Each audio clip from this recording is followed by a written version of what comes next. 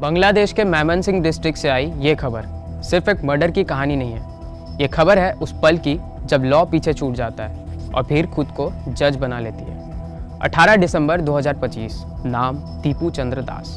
Profession एक garment factory worker. ना कोई नेता ना कोई क्रिमिनल, बस एक आम आदमी। उस दिन फैक्ट्री के अंदर किसी बात को लेकर बहस होती है। फैक्ट्री के अंदर लोग आ जाते हैं, दीपू को बाहर निकाला जाता है, भीड़ इकट्ठा हो जाती है और यहाँ से कहानी एक खतरनाक मोड़ लेती है। पुलिस मौके पर पहुंचती है, लेकिन प्रोटेक्शन देने के बजाय दीपू को पुलिस अपने पकड़ से भीड़ के बीच धक्का देके आगे बढ़ा देती है। इसके बाद जो हुआ वो किसी भी सिविलाइज सोसाइटी की इमेजिनेशन से भी बाहर है। भीड़ ने दीपू को पीटना शुरू किया, उसके कपड़े उतारे गए और पब्लिकली ह्यूमिलेट किया गया और फिर भीड़ ने उसे जला दिया।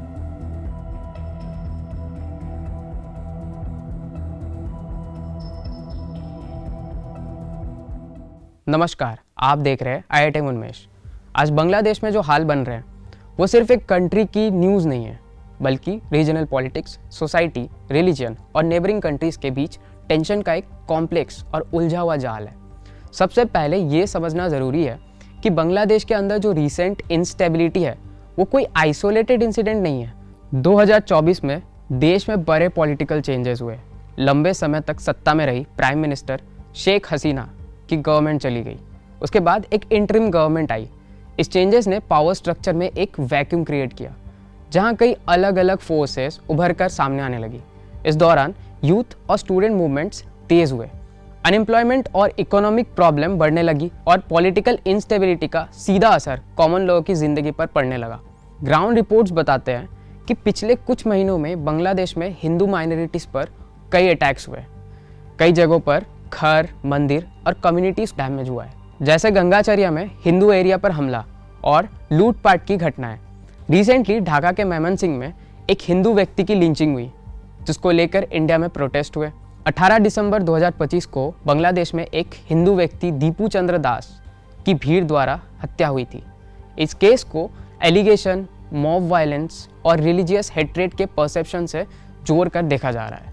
बांग्लादेश गवर्नमेंट ने इस इंसिडेंट को आइसोलेटेड इंसिडेंट बताया और कहा कि इसे पूरे कम्युनिटी पर हमला के रूप में नहीं देखा जाना चाहिए। फिर भी इंडिया और सोसाइटी के कुछ सेक्शंस में इन इंसिडेंट्स को रिलीजियस माइनॉरिटी के खिलाफ लार्ज स्केल वायलेंस के तौर पर देखा जा रहा है, जिससे पॉलिटिकल और सोशल टेंशन दोनों बढ़ रही है। बहुत लोग ग्रेटर बांग्लादेश के बारे में सुनते हैं, यानी ये सोच कि बांग्लादेश इंडिया के नॉर्थ ईस्ट रीजन को अपने में जोड़ना चाहता है या उन पर कंट्रोल चाहता है। फैक्ट ये है कि आज तक कोई ऑफिशियल स्टेटमेंट, कोई गवर्नमेंट पॉलिसी या कोई स्ट्रॉन्ग एविडेंस नहीं है जो ये प्रूव करे कि बांग्लादेश गवर्नमेंट ने ऐसा कोई एक्सपेंशन गोल डिक्लेयर किया हो। लेकिन इंडिया के कुछ एरियाज में सोशल मीडिया और पॉलिटिकल स्पीचेस के थ्रू ग्रेटर बांग्लादेश के नाम पर फियर्स और र्यूमर्स स्प्रेड किए जा रहे हैं। ज़्यादातर ये रियल पॉलिसी से ज़्यादा एजम्पशंस और अफवाहों पर बेस्ड है। इसलिए ये समझना ज़रूरी है कि ऑफिशियल लेवल पर बांग्लादेश की कोई ग्रेटर बांग्लादेश पॉलिसी नहीं है। इंडिया और बांग्लादेश के बीच एक और रियल इशू है वाटर शेयरिंग।